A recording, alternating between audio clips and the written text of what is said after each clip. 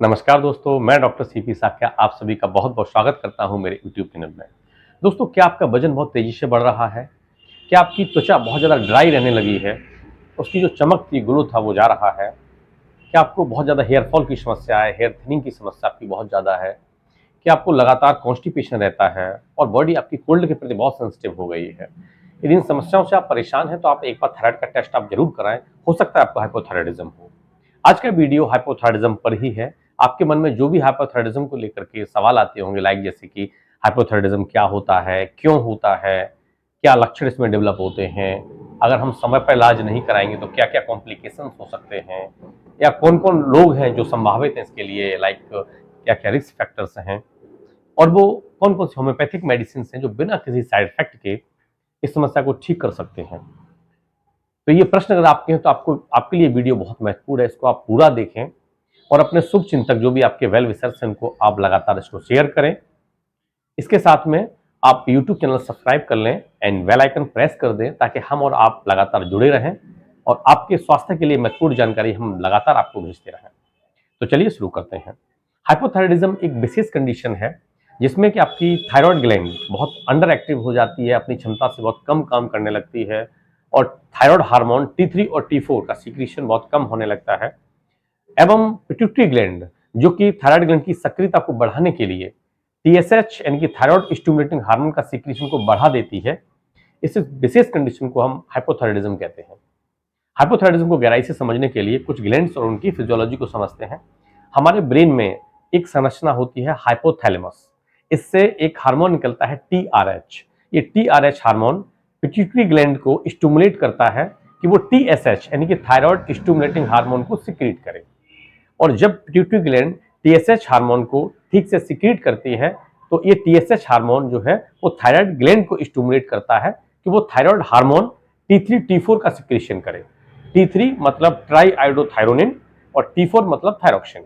और ये दोनों हार्मोन आपके बॉडी की प्रत्येक सेल की मेटाबॉलिज्म को इंप्रूव करते हैं और आपकी बॉडी में जो फैट है, कार्बोहाइड्रेट है, उसके यूटिलाइजेशन को बढ़ाते हैं, आपकी हार्ट हेल्थ को इंप्रूव करते हैं, आपके रेस्पिरेटरी रेट है यानी कि उसको इंप्रूव करते हैं।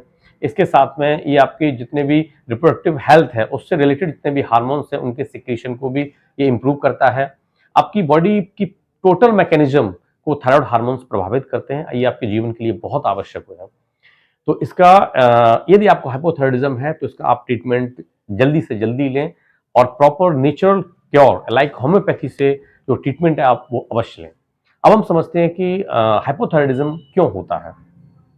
तो हाइपोथायराइडिज्म के लिए सबसे प्रमुख कारण जो जिम्मेदार है वो है हाशिमोटो डिजीज, यानी कि ये एक ऑटो इम्यून डिजीज है। तो इसमें आपका इम्यून सिस्टम बहुत ओवर एक्टिव हो जाता है और उसमें एक एरर आ जाती है। इसकी वजह से क्या है कि वो अपने ही हेल्दी टिश्यू पर अटैक करता है, यानी कि आपका इम्यून सिस्टम आपके हेल्दी थायराइड ग्लैंड के टिश्यू पर अटैक करता है। इसकी वजह से थायराइड ग्लैंड अंडर एक्टिव हो जाती है, T3 T4 का कम हार्मोन का सिक्रीशन होता है और आपको हाइपोथायराइडिज्म हो जाता है। ऐसे ही यदि आपकी थायराइड की सर्जरी हुई है तो आपको हाइपोथायराइडिज्म हो सकता है। ऐसे ही आपका मान लीजिए आपने यानी कि हाइपरथायराइडिज्म के ट्रीटमेंट के लिए कभी आपको रेडियो एक्टिव आयोडीन मेडिसिन दी गई है, उसकी वजह से भी आपको यानी कि हाइपोथायराइडिज्म हो सकता है। ऐसे ही यदि आप अन्य जो बीमारियां हैं उनके ट्रीटमेंट के लिए लाइक जैसे कि आप यानी कि लिथियम यानी कि जो कि मेंटल डिसऑर्डर बाइपोलर डिसऑर्डर के ट्रीटमेंट के लिए प्रयोग की जाती है, यदि आप ये मेडिसिन ले रहे हैं तो भी आपको हाइपोथायराइडिज्म हो सकता है। और एक एमियोडोरान एक मेडिसिन है जो कि हार्ट प्रॉब्लम्स में ट्रीटमेंट में दी जाती है, उसके साइड इफेक्ट के कारण भी आपको हाइपोथायराइडिज्म हो सकता है। इसके बाद नेक्स्ट सबसे महत्वपूर्ण कारण है कि यदि आपके भोजन में आयोडीन की कमी है तो भी आपको हाइपोथायराइडिज्म हो सकता है, क्योंकि T3 और T4 के प्रोडक्शन के लिए आयोडीन आवश्यक होता है, क्योंकि जैसा कि इनके नाम से ही है लाइक ट्राई आयोडोथायरोनिन और थायरोक्सिन, तो इसमें आयोडीन आवश्यक होता है। तो यदि आपके भोजन में आयोडीन की कमी है तो भी आपको हाइपोथायराइडिज्म हो सकता है। ऐसे ही आपका नेक्स्ट कारण है यदि आपको थायराइड ग्लैंड में इन्फेक्शन हो गया है, इन्फ्लामेशन हो गया है, यानी कि आपको थायराइडाइटिस यानी कि थायराइडाइटिस अगर आपको हुआ है तो भी आपको हाइपोथायराइडिज्म हो सकता है। नेक्स्ट में है यदि आपको पिट्यूटरी ग्लैंड डिसऑर्डर है उसकी वजह से भी आपको हाइपोथायराइडिज्म हो सकता है, क्योंकि पर्याप्त मात्रा में अगर TSH हार्मोन का सिक्रीशन नहीं होगा तो थायराइड ग्लैंड स्टिमुलेट नहीं होगी, देन आपको T3 T4 का लेवल आपका डाउन होने लगेगा। तो पिट्यूटरी ग्लैंड डिसऑर्डर है तो भी आपको हाइपोथायराइडिज्म हो सकता है।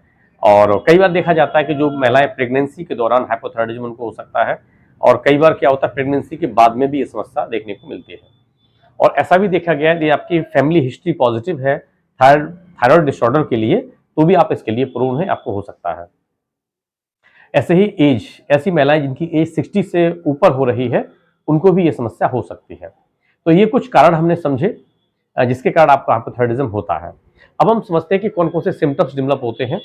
तो जैसे हमने शुरुआत में ही समझा कि अगर हाइपोथायराइडिज्म किसी को होता है तो उसका वजन बहुत तेजी से बढ़ता है, उसके फेस पर स्वेलिंग देखने को मिलती है, उसके हाथों पैरों में स्वेलिंग आने लगती है, उसको थकान बहुत महसूस होती है, बहुत वीकनेस महसूस होती है, उसकी त्वचा लगातार ड्राई रहती है, उसकी चमक ग्लो उसका डाउन होने लगता है। ऐसे ही क्या है कि लगातार हाइपोथायराइडिज्म होने से रहने से उसको जो मेंटल लेवल पर उसको बहुत ज़्यादा डिप्रेशन की समस्या आती है, मानसिक अवसाद की समस्या आती है, एंजाइटी की समस्या आती है, और लगातार आपको इनकी थॉट प्रोसेस आपका स्लो होने लगता है, आपकी याददाश्त बहुत कमज़ोर होने लगती है। इसके साथ आप देखते हैं कि आपको ब्रेडिकार्डिया की समस्या हो जाती है, यानी कि आपकी जो हार्ट रेट है वो लगातार स्लो होता जाता है। ऐसे ही आपकी रेस्पिरेटरी रेट है वो आपकी स्लो होती जाती है। आप बहुत ज़्यादा यानी कि वीकनेस महसूस करते हो, थकान महसूस करते हो, हमेशा सोने जैसी कंडीशन आपकी रहती है। तो इस टाइप के सिम्टम्स आप महसूस करते हो। इसके बाद हम समझते हैं कि यदि आप इसका समय से इलाज नहीं कराते हो तो क्या क्या कॉम्प्लिकेशंस हो सकते हैं। तो एक तो आपको बहुत ही सीरियस मेंटल डिसऑर्डर आपको हो सकते हैं, एंजाइटी है, डिप्रेशन है, सोसाइडल टेंडेंसी तक आ सकती है आपको। इसके बाद नेक्स्ट में हम देखें तो इसमें थायराइड इनलार्जमेंट हो जाता है, यानी कि आपको ग्वाइटर हो सकता है। ऐसे ही अगर लगातार हाइपोथायराइडिज्म रहता है तो आपका ब्लड का कोलेस्ट्रॉल बहुत तेजी से बढ़ता है, बैड कोलेस्ट्रॉल बहुत तेजी से बढ़ता है, और आपका ट्राइग्लिसराइड बढ़ते हैं, आपको हार्ट की समस्याएं हो सकती हैं, आपकी हार्ट प्रॉब्लम, हार्ट अटैक आपको हो सकता है।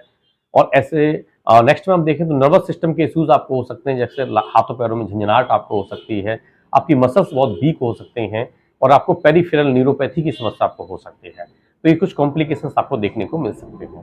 अब हम समझते हैं कि कौन लोग इसके लिए बहुत प्रोन होते हैं, इनकी रिस्क फैक्टर। तो ऐसे लोग जिन्होंने की थायराइड सर्जरी हुई है वो इसके लिए बहुत प्रोन हैं। जिन्होंने हाइपरथायराइडिज्म में एंटी थायराइड मेडिसिन ली है, लाइक रेडियो एक्टिव आयोडीन लिया है, वो इसके लिए बहुत प्रोन है। ऐसी महिलाएं जो प्रेगनेंसी की अवस्था में हैं या जिनकी एज 60 से ऊपर हो चुकी है वो इसके लिए बहुत ज़्यादा प्रोन है। तो ये कुछ चीज़ें हैं जिनके कारण आपको संभावित हो सकते हैं आप हाइपोथायराइडिज्म के लिए। अब हम ट्रीटमेंट की बात करते हैं। तो ट्रीटमेंट में अगर हम बात करें तो होम्योपैथिक मेडिसिन आपके लिए बहुत ही बेहतर होती हैं, क्योंकि बिना किसी साइड इफेक्ट के आपको ठीक कर सकती हैं, और ये पूरी तरह से नेचुरल होती हैं। तो हमारी पहली मेडिसिन है थायरोडिनम। थायरोडिनम बहुत ही टॉप ग्रेड मेडिसिन मानी जाती है हाइपोथायराइडिज्म की। जबकि आपका वजन तेजी से बढ़ रहा हो और आप बहुत ज़्यादा वीकनेस महसूस करें, आपको बहुत थकान हो, हमेशा सोने का मन करे, आपकी बॉडी बहुत ज़्यादा कोल्ड के लिए सेंसिटिव हो जाए, और इस टाइप के सिम्टम्स अगर आपको देखने को मिलते हैं तो आप थायरोडिनियम बहुत अच्छा आप पे काम करेगी। नेक्स्ट मेडिसिन है कैलकेरिया कार्ब। कैलकेरिया कार्ब बहुत ही अच्छी मेडिसिन मानी जाती है हाइपोथायराइडिज्म की, जबकि आपका वजन बहुत तेजी से बढ़ रहा हो और आपकी त्वचा बहुत ज़्यादा ड्राई रहने लगी हो, आपके हाथों पैरों में और यानी कि फेस पर स्वेलिंग आपको बहुत ज़्यादा हो, इसके साथ में आप कॉन्स्टिपेशन आपको दिक्कत पैदा कर रहा हो, और आप देखते हो कि स्टूल जो है वो शुरुआत में बहुत हार्ड रहता है, बहुत ज़्यादा, और उसके बाद नॉर्मल हो जाता है। ये विशेष सिम्टम है कैलकेरिया कार्ब का।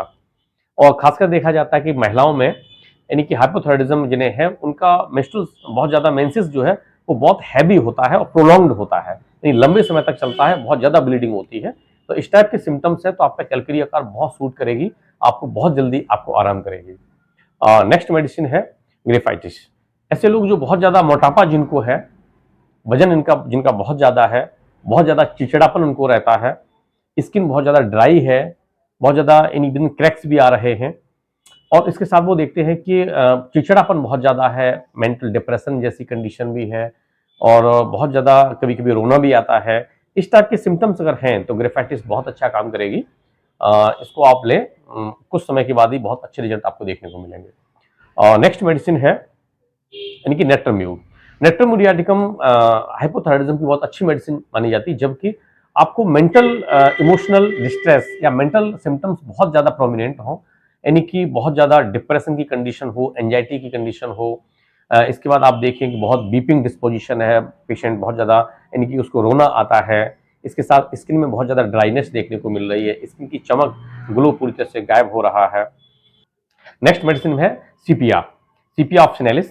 ये मेडिसिन उस कंडीशन में बहुत अच्छा काम करती है जबकि मीनोपॉज के आसपास की एज हो, यानी कि जो महिलाएं हैं उनमें एज 40 से 50 के आसपास की एज है और हाइपोथायराइडिज्म की कंडीशन है और बहुत ही शरीर में बहुत ज़्यादा वीकनेस है, चेहरा एकदम पीला है और हल्की फुल्की स्वेलिंग देखने को मिल रही है। इसके आसपास आप देखते हैं कि बॉडी कोल्ड के प्रति बहुत ज़्यादा सेंसिटिव है, जरा भी कुछ ठंडा खा लिया या हल्की हवा भी लग गई तो तुरंत बीमार होने का खतरा हो जाता है। इसके साथ में आप देखते हैं कि फीमेल को यानी कि महिलाओं में ऐसा महसूस होता है कि उनके इंटरनल ऑर्गन्स हैं वो यानी कि वो उनके प्राइवेट पार्ट से बाहर की तरफ आ रहे हैं, ऐसा उनको फीलिंग होता है और वो हमेशा क्रॉस लेग करके बैठती हैं। इस टाइप के अगर सिम्टम्स हैं और खासकर जो मेंसेस है वो अर्ली आ जाता है और काफ़ी लंबा चलता है, प्रोफ्यूज रहता है, ब्लीडिंग रहती है और हार्मोनल इम्बैलेंस है, इस कंडीशन में सीपिया बहुत अच्छा काम करती है, बहुत अच्छे रिजल्ट देती है। तो ये हमने मेडिसिन को समझा। मैं ये कहना चाहूँगा इन होम्योपैथिक मेडिसिन का सेवन किसी आप योग्य होम्योपैथिक डॉक्टर के अंडर गाइडेंस में ही करें, क्योंकि मेडिसिन किस पावर में देनी है, उसकी पोटेंसी क्या है, उसकी रिपीटेशन क्या है, ये बहुत ट्रीटमेंट में बहुत महत्वपूर्ण भूमिका अदा करते हैं। तो दोस्तों ये वीडियो आपके लिए बहुत ही लाभदायक सिद्ध होगा, ये मैं आशा करता हूँ। और इसके साथ में ये वीडियो यदि आपको अच्छा लगा है तो वीडियो को लाइक करें, शेयर करें आप अपने दोस्तों के साथ, फैमिली मेंबर्स के साथ, और यूट्यूब चैनल सब्सक्राइब कर लें, बेल आइकन प्रेस कर दें ताकि हम और आप जुड़े रहें और महत्वपूर्ण जानकारी आपको लगातार मिलती रहे। आप अपना ध्यान रखें, फिर मिलता हूँ नेक्स्ट वीडियो में, तब तक के लिए बहुत बहुत धन्यवाद। Thank you so much.